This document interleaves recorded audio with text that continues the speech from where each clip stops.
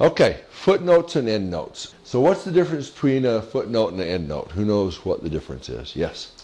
That's exactly right. Footnotes are at the bottom of the pages. That's exactly right. Sometimes the endnotes are at the end of each chapter. Sometimes they're at the end of the book.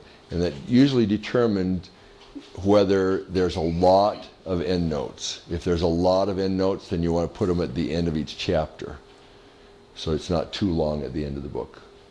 Yes? Yeah. So you've got, these are called superscripts, because they're above the line. Subscripts come below, so it's a little bit smaller than the font that you're using. So here's the note, and then here's the little footnote. Those wouldn't be necessarily things that you would footnote. You could either put them in a bibliography at the end of your book, or you could just make a little citation in the paragraph. Let's say that this, you got this paragraph from some place. You can just put in parentheses at the end that this, this is from such and such a book, or from this website, or from this source.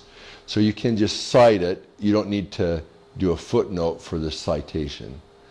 So you just say where you got it. The other question is, do you need to do that? It depends on what the information is. If it's copyrighted information and you've gotten permission to do that, you definitely have to cite it. That's going to be part of the rules that they're going to have for the copyrighted information. If it's a key piece of information that's important to that particular website or that particular book, then it'd be valuable to the reader to cite where that is, so that if they want to read more about it or find out more about that, or maybe that's, that they want to know about what the source is, then you can put that in there. But you can do that just in a bibliography at the end. You don't have to do it where you cite it. So let me just state why footnotes are helpful. Footnotes are very helpful to make the flow of your book still flow, and to have additional information that you feel like is important to some people but not valuable to the flow of the book. And so you put that in a footnote or an endnote. So for instance, what I've done here is I've said, okay, I bought my first computer for about this much money. Most people don't care what kind of computer it is, and it would ruin the flow of the book if you said, okay, it was this kind of computer.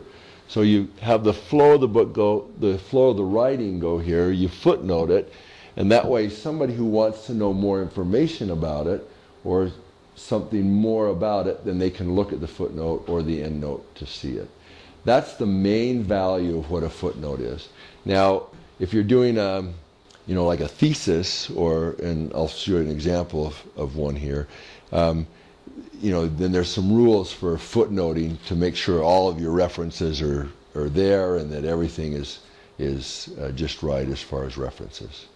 Usually you don't mix footnotes and endnotes. You're going to choose one or the other.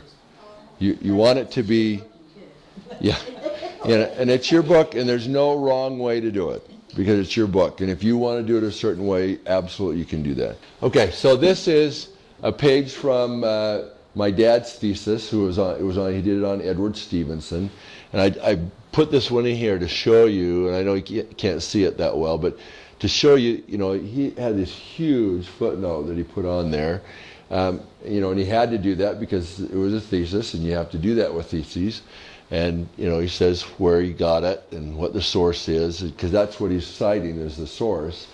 But he also has this other really valuable piece of information here. And this is very valuable, but it interrupts the flow of the book. If he'd included this in the flow, then the flow of the book wouldn't have been very good. And so those are the times to use footnotes and endnotes.